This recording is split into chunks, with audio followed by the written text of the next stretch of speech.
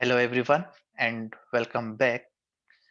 We are continuing our topic real numbers, and in this session we are going to discuss some important topics like irrational numbers and proving of irrational numbers by theorem.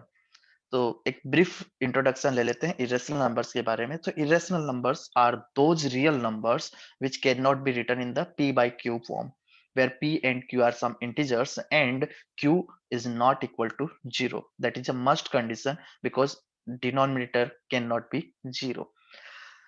So let's have a look at some examples of irrational number which are root 3, root 2, root 5 and so on. So we can say that square root of any prime number is always a irrational number. ठीक है, कोई भी prime number हम यहाँ पे अगर लेंगे, उसका अगर स्क्वायर रूट हम देख पा रहे हैं तो स्क्वायर रूट उसका हमेशा क्या देगा, हमारे को वैल्यू एक इरेशनल नंबर देगा। इसके अलावा एक special prime number, special irrational number हमारे पास में होता है जो कि है पाई। पाई इक्वल्स टू हम लेते हैं 3.14 अप्रोक्स वैल्यू, बट उसका वैल्यू होता है 3.14159 एंड सो ऑन। इसी तरीके से एक और स्पेशल हमारे पास में नंबर होता है जो होता है ई, जिसको अपन बोलते हैं exponential number. It is used in logarithm. तो इसका अप्रोक्स वैल्यू होता है 2.71828 समथिंग। ओके, तो ये है हमारे इरेशनल नंबर की बात की। अब देखते हैं एक थ्योरम जिसको हम यूज करने वाले हैं टू प्रूव इरेशनल नंबर। तो थ्योरम कहता है कि if let p be a prime number and if p divides a square then a p divides a। यानी कि p एक प्राइम नंबर है जो कि a स्क्वायर को डिवाइड कर रहा है। ठीक है, तो वो a को भी डिवाइड करेगा, जहां पर a एक पॉजिटिव इंटीजर हमारे को गिवन है। तो इसको समझने के लिए हम एक छोटा सा एग्जांपल लेते हैं। मान लिया कि a स्क्वायर इक्वल्स टू 36 है। ठीक है, a स्क्वायर इक्वल्स टू 36 है, तो a स्क्वायर का जब हम प्राइम फैक्टराइजेशन यहाँ पे करते हैं, देखिए यहाँ पे प्राइम फैक्टराइजेशन हम जब करेंगे तो प्राइम फैक्टराइजेशन में हमें क्या मिलेगा, a square equals to 36 equals to 2 multiplied by 2 multiplied by 3 multiplied by 3। तो हम देख पा रहे हैं कि यहाँ पे जो दो प्राइम नंबर्स हमारे पास में मिले 2 एंड 3, वो हमेशा पेयर के फॉर्म में मिल रहे हैं। तो 2 स्क्वायर इंटू 3 स्क्वायर का हमारे पास में यहाँ पे फॉर्म बन रहा है। ठीक है, अब अगर ए स्क्वायर हमारे पास में 36 है तो ए का वैल्यू कितना होगा, ऑब्वियसली बात है 6 होगा। तो ए इक्वल्स टू 6 हमारे को मिलेगा, और उसका अगर हम प्राइम फैक्टराइजेशन करेंगे तो हमें क्या मिलेगा, 2 मल्टीप्लाइड बाय 3। यहाँ पर हमें पेयर के फॉर्म में नहीं मिलेगा, 2 और 3 हमारे को सिंगल मिल रहा है। अब यहाँ पे अगर ये कहा जाए कि 3 एक प्राइम नंबर है और 3 जो है वो 36 को डिवाइड कर रहा है, जो कि परफेक्ट स्क्वायर नंबर है, तो 3 उसके स्क्वायर रूट यानी कि 6 को भी डिवाइड करेगा। तो ऑब्वियस सी बात है कि 3 अगर 36 के प्राइम फैक्टराइजेशन में है तो वो 6 के प्राइम फैक्टराइजेशन में भी होगा, तभी वो एक परफेक्ट स्क्वायर हो सकता है। कौन, 36। ठीक है, 36 तभी परफेक्ट स्क्वायर हो सकता है। तो ये इसको और समझते हैं, देखें। जैसे मान लीजिए एक ए है अपने पास में, कोई प्राइम एक नंबर है ए, उसको हम लिखते हैं कोई, उसके अगर प्राइम फैक्टराइजेशन करें तो हमें क्या मिलेगा, P1 multiply by P2 multiply by P3 and so on मिलेगा, राइट। और अगर इसी का स्क्वायर कर दें, ए स्क्वायर हम निकालें, तो ए स्क्वायर इक्वल टू क्या मिलेगा हमें, P1 square P2 square and P3 square, and इस सबके प्रोडक्ट के फॉर्म में मिलेगा, करेक्ट। यहां पर अगर मैं कहूं कि एक प्राइम नंबर P लिया मैंने, ठीक है, एक चूज किया रैंडम प्राइम नंबर P, अगर P ए स्क्वायर को डिवाइड कर रहा है, ये अगर मुझे कहा गया है, तो इसका मतलब ये हो गया ना कि सीधी सी बात की P जो है वो एक प्राइम फैक्टर है किसका, ए स्क्वायर का। तभी वो उसको डिवाइड कर सकता है, क्योंकि P प्राइम नंबर आपने बोला है, और ए स्क्वायर को अगर वो डिवाइड कर रहा है तो वो P क्या होगा, ए स्क्वायर का प्राइम फैक्टर होगा। अब अगर P जो है वो ए स्क्वायर का प्राइम फैक्टर है तो वो इनमें से एक ही होगा, क्योंकि ए का ए स्क्वायर का हम प्राइम फैक्टराइजेशन यहाँ पे देख पा रहे हैं P1 स्क्वायर P2 स्क्वायर के फॉर्म में। ठीक है, तो इसका मतलब होगा P will belong to among these P1 P2 P3 and Pn में से कोई एक होगा। ठीक है, तो यहां पर एक हमारे पास में एक यूनिकनेस बन जाएगी, किसकी, फंडामेंटल थ्योरम और अरिथमेटिक की यूनिकनेस यहाँ पे आ जाएगी। तो उसके बेसिस पे हम ये कह सकते हैं कि सिंस ए जो है उसका प्राइम फैक्टराइजेशन हमारे पास में P1 P2 P3 के फॉर्म में है, और P हमारा अगर P1 P2 P3 में से ही है, तो इसका मतलब ये हो गया कि P A को भी डिवाइड करेगा, या P A का भी प्राइम फैक्टर होगा। ठीक है, तो अगर P A का प्राइम फैक्टर है तो हम कह सकते हैं, ऑब्वियस सी बात है कि P विल डिवाइड A। ठीक है, तो यहां से इस थ्योरम से हमें सबसे इंपॉर्टेंट चीज, फैक्टर हमें क्या याद रखना है, फैक्ट, कि P अगर एक प्राइम नंबर है जो कि A स्क्वायर को डिवाइड कर रहा है, तो वो A को भी डिवाइड करेगा। इसी के यूज करते हुए हम यहाँ पे प्रूफ करेंगे हमारा पहला एग्जांपल, जो कि दिया गया है कि proof that square root 3 is a irrational. तो इसको इरेशनल प्रूफ करने के लिए हमें यहाँ पे यूज करना पड़ेगा मेथड ऑफ कॉन्ट्राडिक्शन। तो मेथड ऑफ कॉन्ट्राडिक्शन कुछ और नहीं है, बल्कि हमें क्या करना है कि जो फैक्ट गिवन है उस फैक्ट को अपोज करना है, यानी कि उसका विरोध करना है। ठीक है, तो उसको अपोज करने के लिए हम यहाँ पे ऑपोजिट वैल्यू को एज्यूम कर लेंगे। तो हम यहाँ पे जो जैसे हमारे को प्रूफ करना है कि रूट थ्री इरेशनल है, तो हम यहाँ पे एज्यूम करेंगे कि रूट थ्री हमारा रेशनल है। तो रूट थ्री अगर हमारा रेशनल है तो रेशनल की डेफिनेशन क्या होती है कि पी बाय क्यू के फॉर्म में लिखा जा सकता है। तो by this definition, by the definition of by the definition of rational number we can take root 3 equals to a upon b। a upon b के फॉर्म में लिखा और a और b हमने मान ली कि क्या है, कोप्राइम नंबर्स है। ठीक है, a और b क्या है, कोप्राइम है। कोप्राइम मतलब ऐसे नंबर जिनके बीच में केवल एक ही फैक्टर कॉमन होता है, वो होता है वन। ठीक है, तो ए और बी के बीच में हम यहां से देख पा रहे हैं कि वन ही इसका कॉमन फैक्टर हो सकता है। ठीक है, अब यहाँ पे क्या करते हैं, स्क्वायर कर देते हैं दोनों साइड में। जैसे स्क्वायर करेंगे तो स्क्वायर रूट हट जाएगा, तो three equals to a square upon b square के फॉर्म में मिलेगा। और इसको हम ट्रांसफर करके बी स्क्वायर को और अपने वैल्यू लिख सकते हैं three b square equals to a square के फॉर्म में, जिसे अपन ने कह दिया इक्वेशन नंबर वन। अब यहाँ पर ध्यान देने वाली बात इक्वेशन वन में यह है कि ए स्क्वायर जो है हमारा वो three multiplied by b square है। दैट मीन्स ये हुआ कि ए स्क्वायर थ्री से डिविजिबल होगा, या ए स्क्वायर के प्राइम फैक्टर में थ्री अवश्य होगा, जरूर होगा हमारे पास, राइट। तो अगर ए स्क्वायर के प्राइम फैक्टराइजेशन में थ्री है, तो ये कह सकता हूं ना मैं कि a square is divisible by three, a square three से डिविजिबल होगा। और अभी हमने जस्ट पढ़ा थियरम में कि ए स्क्वायर अगर किसी प्राइम नंबर पी से डिविजिबल है तो ए भी पी से डिविजिबल होगा।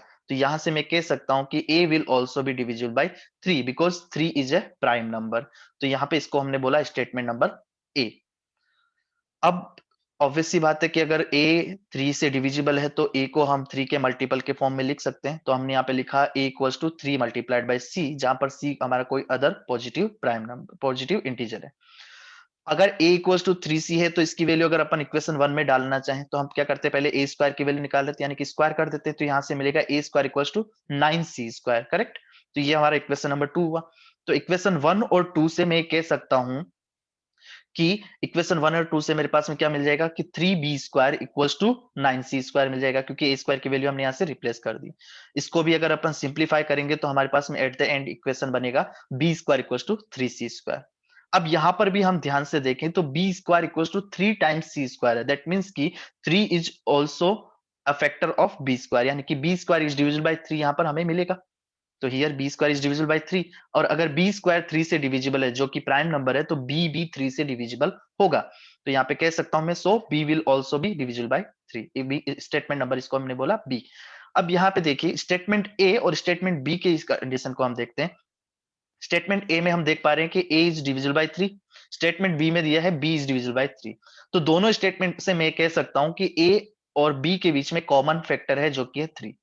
तो यहाँ पे कह सकता हूँ कि from statement a and b three is a common factor of both a and b, right. A और बी का कॉमन फैक्टर है जो कि कॉन्ट्राडिक्ट कर रहा है, कॉन्ट्राडिक्ट मतलब अपोज कर रहा है किस चीज को, फैक्ट को, कि ए और बी कॉम्प्राइम है, जो कि हमने पहले एज्यूम्पशन में लिए थे।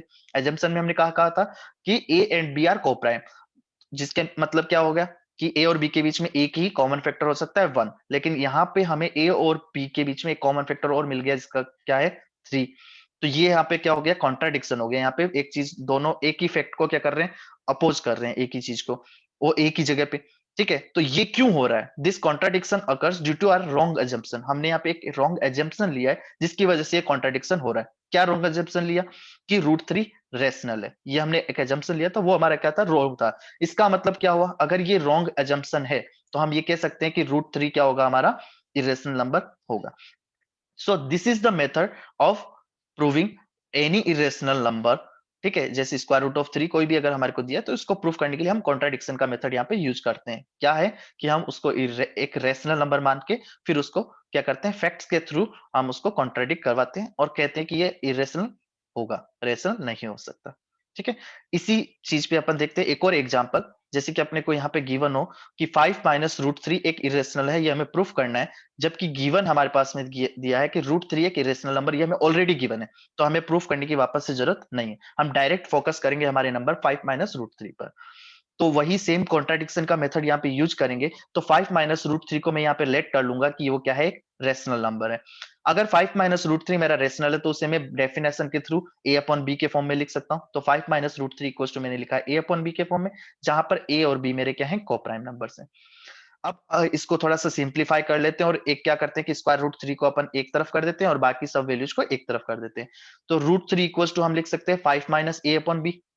ए अपॉन बी को अगर अपन यहाँ पे ट्रांसफर करेंगे तो ये मिलेगा, और यहाँ पे क्या करते हैं आरएचएस में हम 5 माइनस ए अपॉन बी को थोड़ा सा और अच्छे से लिखने के लिए इसमें ले लेते हैं एलसीएम। तो एलसीएम लेके जब इसको सोल्व करेंगे तो root three equal to 5b minus a upon b के फॉर्म में हमारे पास में एक इक्वेशन आ जाएगी। अब इस इक्वेशन के थ्रू यहाँ पे देख पा रहे हैं कि रूट थ्री जो है वो कुछ दो नंबर्स के प्रोडक्ट डिवाइड डिवीजन के फॉर्म में, यानी कि पी अपॉन क्यू के फॉर्म में यहाँ पे रूट थ्री को लिखा गया है इक्वेशन वन में, राइट। ये चीज हम देख पा रहे हैं, 5b माइनस ए को अगर अपन p बोलते हैं और b को अपन q बोलते हैं तो ये p बाई क्यू के फॉर्म में हो गया।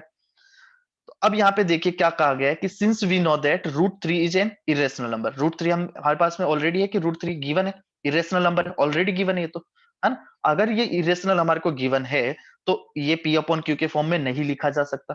लेकिन इक्वेशन वन में क्या कहा कि 5b minus a upon b के फॉर्म में लिखा है, यानी कि वो p बाई क्यू के फॉर्म में लिखा है, यानी कि रूट थ्री वहां से क्या हो गया, रेशनल नंबर हो गया। ठीक है, इक्वेशन वन से तो वो रेशनल नंबर आ रहा है। तो ये क्या कर रहा है, कॉन्ट्राडिक्ट कर रहा है अपने फैक्ट को। कौन से फैक्ट को, कि रूट थ्री इरेशनल है, ये अपने को ऑलरेडी गिवन है, उसी फैक्ट को ये क्या कर रहा है, कॉन्ट्राडिक्ट कर रहा है कि यहाँ पे तो बता रहा है कि रेशनल है और ऊपर यहाँ पे गिवन तो बोल रहा है कि इरेशनल है। ठीक है, इक्वेशन वन बोल रहा है रेशनल और क्वेश्चन में बोल रहा है कि वो इरेशनल है, तो ये तो कॉन्ट्राडिक्शन हो गया। ये कॉन्ट्राडिक्शन क्यों हुआ, कि this contradiction occur because our wrong assumption. हमने यहाँ पे क्या किया, जो एक एजम्पशन किया है कि 5 माइनस रूट थ्री हमारा रेशनल होगा, वो हमारा क्या है, रॉन्ग एजम्पशन है। इसी की वजह से ये कॉन्ट्राडिक्शन यहाँ पर हो रहा है। तो इसलिए हम कह सकते हैं कि 5 माइनस रूट थ्री एक इरेशनल नंबर होगा। ठीक है, तो यहां से ये क्लियर हो गया कि 5 माइनस रूट थ्री इरेशनल होगा। एक और एग्जांपल देखते हैं सेम बेसिस पे, यहाँ पे 5 माइनस रूट थ्री के फॉर्म में देखा। अब हम कुछ प्रोडक्ट के फॉर्म में एक एग्जांपल देखते हैं। जैसे कि यहाँ पे दिया हो कि three multiplied by root two is irrational, ये हमें प्रूफ करना है, और साथ में गिवन है कि रूट टू एक इरेशनल नंबर है। तो सेम प्रोसेस हमारा क्या होगा कि इरेशनल नंबर को हम रेशनल नंबर के फॉर्म में यहाँ पे क्या करेंगे, एजम्पशन करेंगे कि रूट थ्री रूट जो है हमारा वो एक रेशनल नंबर है। और अगर रेशनल नंबर होगा तो डेफिनेशन के थ्रू हम उसको ए बाई बी के फॉर्म में लिख सकते हैं, यानी कि three upon root three multiply by root two equal to a upon b, जहां पर ए और बी हमने को प्राइम नंबर्स माने। अब इसी को हम थोड़ा सा सेपरेशन के थ्रू क्या करते हैं, रूट टू को एक तरफ रखते हैं और थ्री को अपन ट्रांसफर कर देते हैं। तो यहां से हमें क्या मिलेगा, root two equal to a upon three b के फॉर्म में मिलेगा। अब यहाँ पे देखिएगा, इसे अगर अपन इक्वेशन वन बोलते हैं ए अपॉन थ्री बी को, तो ए अपॉन थ्री बी के फॉर्म में यानी कि ये पी बाई क्यू के फॉर्म में हो गया। और गिवन क्या है हमारे पास में कि रूट टू एक इरेशनल नंबर है। अगर रूट टू एक इरेशनल नंबर है तो इसे पी बाई क्यू के फॉर्म में नहीं लिख सकते। लेकिन इक्वेशन वन जो हमारी है, ये root two upon three a, root two equal to a upon three b, वहां से तो ये रेशनल बन रहा है। तो यहाँ पे भी क्या हो गया, वापस से कॉन्ट्राडिक्शन हो गया।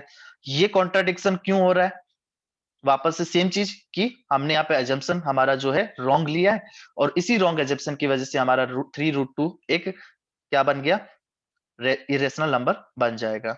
ठीक है, तो ये कॉन्ट्राडिक्शन हमारा हुआ क्योंकि हमारा एजम्पशन रॉन्ग था। तो हम अपने एजम्पशन को करेक्ट कर लेते हैं और कह देंगे क्या कि थ्री रूट टू एक इरेशनल नंबर होगा।